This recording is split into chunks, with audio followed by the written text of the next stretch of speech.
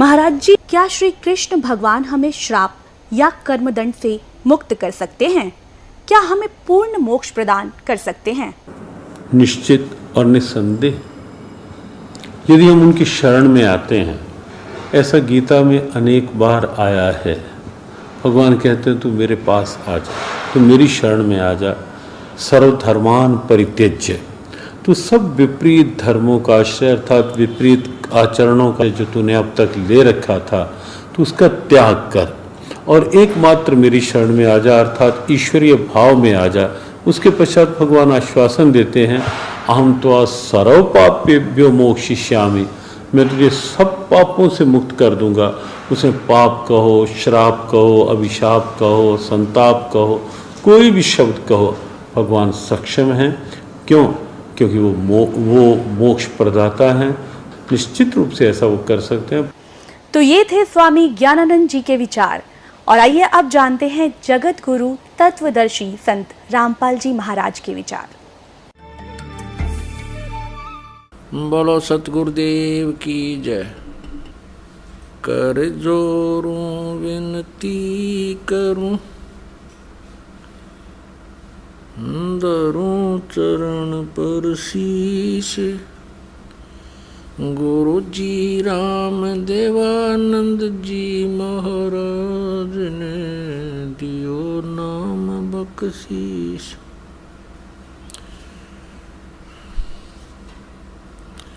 दंडवतम गोविंद गुरु, बंधु अविजन सोए, पहले भये प्रणाम तिन, नमो जो आगे होए।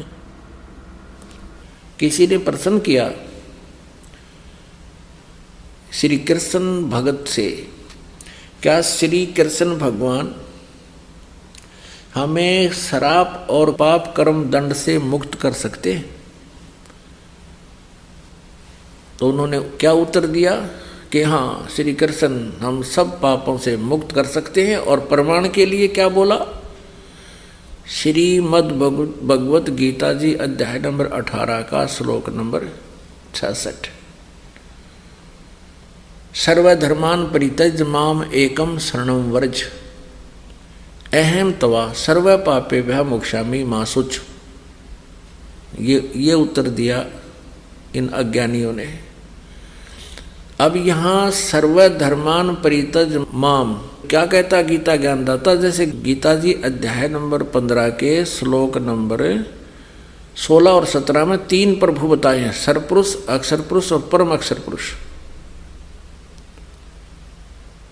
और श्रीमद् भगवत गीता अध्याय नंबर 17 के श्लोक नंबर 23 में इन तीनों के जाप की विधि बताई है। ओम तत्सत इति निर्देश है, ब्रह्मण त्रिविध समर्थ है। ओम सरपुरुष का, ब्रह्म का, और ये तत् है ये अक्षर पुरुष का, और सत ये परम अक्षर पुरुष यानी परम अक्षर ब्रह्म का जाप है। तो गीता जी अध्याय नंबर 18 के श्लोक नंबर 66 में क्या प्रमाण है? गीता ज्ञानदाता कहता है कि यदि तूने उस परम अक्षर ब्रह्म की शरण में जाना है तो मेरे सतर की जो साधना तूने की है ओम नाम की और यज्ञ आदि, वो मुझ में छोड़ दे। हम क्या करते रहे? हम ओम नाम का जाप जपते। पहले ऋषि में ऋषि यानी सतयुग त्रेता द्वापर में केवल एक ही मंत्र था, और हम क्या करते रहे? उसकी मंत्र की कमाई से ब्रह्मलोक में चले जाते और वहाँ अपने पुण्यों को अक्षीण करके फिर वापस आ जाते। और यहाँ विधान है इस काल का, ब्रह्म का, इसके लोक में जब तक ये प्राणी है और इसको यो 3 मंत्र का जाप परम संत से प्राप्त नहीं होता, सतनाम सारनाम, तो उसको जैसे कर्म किए दोनों भोगने पड़ते।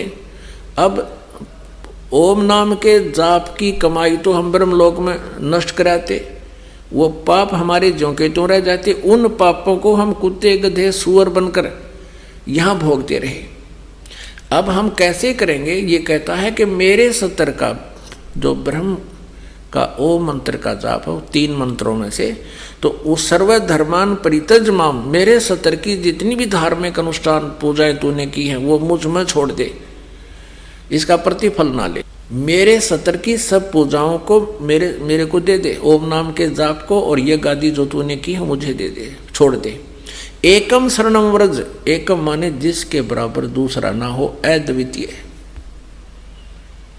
उस समर्थ परमात्मा परम अक्षर ब्रह्म की शरण में व्रज माने जा, व्रज माने जाना होता है, इन्होंने अनर्थ कर रखा है, व्रज का अर्थ आना कर रखे, ये यहाँ भी इन्होंने बैठा रखा है, सारा ही बदल दिया गीता जी का पूरा अज्ञान। गीतोपनिषद यथारूप द्वारा कृष्ण कृपा श्री मूर्ति श्री श्रीमद एसी भक्ति वेदांत स्वामी प्रभुपाद संस्थापक आचार्य अंतर्राष्ट्रीय Krishna Bhavanamrita Sangh Bhaktivedanta book trust Los Angeles London Stockholm Sydney Hong Kong Mumbai. और ये कहाँ से छपी है? भक्ति वेदांत बुक ट्रस्ट के लिए भीमदास द्वारा हरे कृष्ण धाम जो मुंबई से प्रकाशित रेखा प्रिंट दिल्ली से मुद्रित 18वां अध्याय है ये। और यहाँ 66वां श्लोक, सर्वधनवान प्रीतज माम एकम शरणम व्रज अहम तवा सर्व पापिवा मोक्षामि मासुच। ये यहाँ 553 पद इसकी केवल संस्कृत है और 554 पे हिंदी है। 554 पे ये देखिए,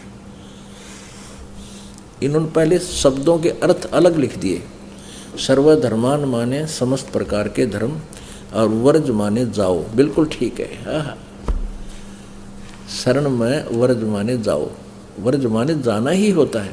अब यहाँ इन्होंने अनुवाद किया, शब्दार्थ तो ठीक लिख दिए कि कुपट डेगा तड़ बेवकूफ ना बना दिया हमने। और यहाँ फिर वह बात क्यों, समस्त प्रकार के धर्मों का परित्याग करो और मेरी शरण में आओ। अरे वाह, चौड़े में झूठ बोल रहे। वर्ज माने जाओ और यहाँ लिख रहा व्रज माने आओ, कर दिया उदार अड़े नाश कर रखा तुमने। सर्वधर्मान परितज माम एकम शरणम वर्ज, वर्ज माने उस सर्वशक्तिमान परम अक्षर ब्रह्म की शरण में जा और मेरे ओम नाम के सत्र का जो साधना वो मुझे छोड़ दे। अहम तवा सर्व पापे भ्या मोक्षामि, मैं तुझे फिर गधे कुत्ते सुअर नहीं बनाऊंगा, तू चिंता ना करे। अब इसमें स्पष्ट कर दिया है कि मेरी सत्र की पूजा मुझे छोड़ दे, फिर उसकी शरण में जा, जिसके विषय में गीता जी अध्याय नंबर 15 के श्लोक नंबर 4 में कहा है। 1 से लेकर 4 में सार किया है, और 15वें अध्याय के 16 और 17वें श्लोक में क्लियर किया है। परम अक्षर ब्रह्म है और वो सबका धारण पोषण करता है। उसके पश्चात उस परम पद परमेश्वर की खोज करनी चाहिए, जहाँ जाने के बाद फिर लौटकर साधक कभी संसार में नहीं आते। और जिस परमेश्वर ने सारे संसार रूपी वृक्ष की रचना की है, जिसके संसार रूपी वृक्ष की प्रवृत्ति विस्तार को प्राप्त हुई, यानी जिस परमेश्वर ने इन सर्व ब्रह्मांडों की रचना की है, वहाँ जाने के बाद फिर कभी जन्म मृत्यु नहीं होती, पूर्ण मोक्ष होता है, परम शांति प्राप्त होती है। 18वें अध्याय के 62वें श्लोक में भी यही आशय है, यही प्रमाण है कि अर्जुन तो सर्वभाव से उस परमेश्वर की शरण में जा, उसकी कृपा से ही तो परम शांति और सनातन परम धाम यानी सतलोक को प्राप्त होगा। जा जाने के बाद फिर जन्म मृत्यु कभी नहीं होगी। और ये श्री कृष्ण जी के भक्त, ये अज्ञानी क्या कहते हैं कि श्री कृष्ण अर्थात विष्णु, श्री कृष्ण कहो चाहे विष्णु जी कहो, ये सभी श्राप नाश कर सकते हैं, सभी पाप नाश कर सकते हैं। श्री विष्णु जी पर अपने पाप और श्राप नाश नहीं हुए। श्री विष्णु जी ही श्री कृष्ण जी हैं। इसके लिए थोड़ा सा प्रमाण दिखाते हैं। देखिएगा, श्रीमद् भगवत सुधा सागर गीता प्रेस गोरखपुर से प्रकाशित है। श्री भागवत सुधा सागर सुख सागर गीता प्रेस गोरखपुर से प्रकाशित है। प्रकाशक में मुद्रक हैं गीता प्रेस गोरखपुर, गोविंद भवन कार्यालय कोलकाता का संस्थान। इसके 10वें स्कंद और 549 पृष्ठ पे अध्याय 3 का 10वें स्कंद का जिस समय भगवान के आविर्भाव का अवसर आया, स्वर्ग में देवताओं की दुनुबियां अपने आप बज उठी। उसी समय सबके हृदय में विराजमान भगवान विष्णु देव रूपिणी देवकी के गर्भ से प्रकट हुए, जन्म लिया। जैसे सर्व पूर्व दिशाओं में 16 कलाओं से पूर्ण चंद्रमा का उदय हो गया हो। इससे सिद्ध हो गया कि श्री कृष्ण इज विष्णु, विष्णु इज श्री कृष्ण। देव की गर्भ से श्री विष्णु ने जन्म लिया। अब जैसे ये श्री कृष्ण भगत कह रहे हैं कि भगवान श्री कृष्ण सब श्राप मुक्त कर देता है, सब पापों का नाश कर देता है, और श्लोक सुनाते हैं प्रमाण के लिए। 18वें अध्याय का 66वां श्लोक है। व्रज माने जाना होता है, आना नहीं होता। अपने आत्माओं, एक ने नहीं सभी ने, किसी की भी आप अनुवादित पुस्तक उठाकर देख लेना जिन्होंने श्रीमद् भगवद गीता जी का अनुवाद किया हुआ है, सभी ने व्रज माने जाना, व्रज माने जाना होता है लेकिन आना किया हुआ है। अब जैसे श्री विष्णु जी ने नारद जी को बंदर का मुंह लगा दिया था, क्योंकि नारद जी विवाह कराना चाहते थे और उन्होंने भगवान विष्णु से प्रार्थना की थी कि मुझे आप हरि रूप दे दें।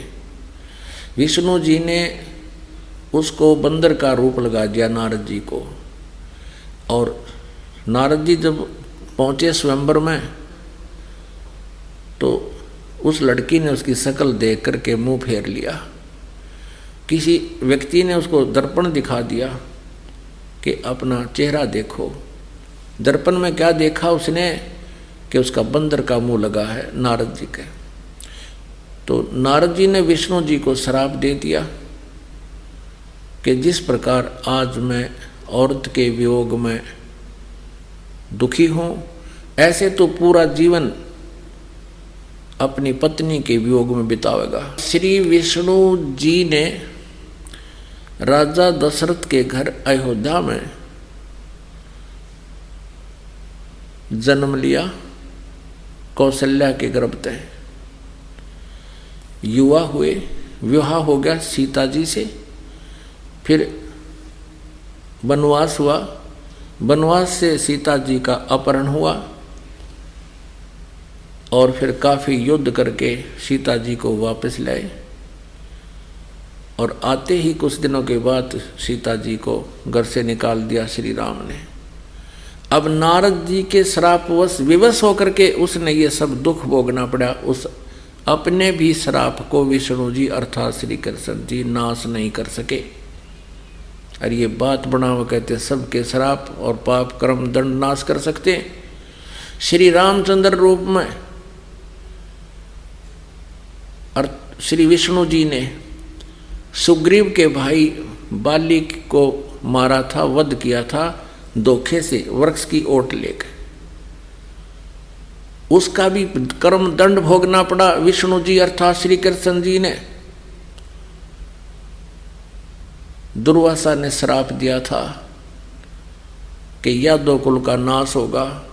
श्री कृष्ण के सभी पुत्र पौत्र प्रपौत्र और 56 करोड़ यादव दुर्वासा जी के श्राप से नष्ट हो गए।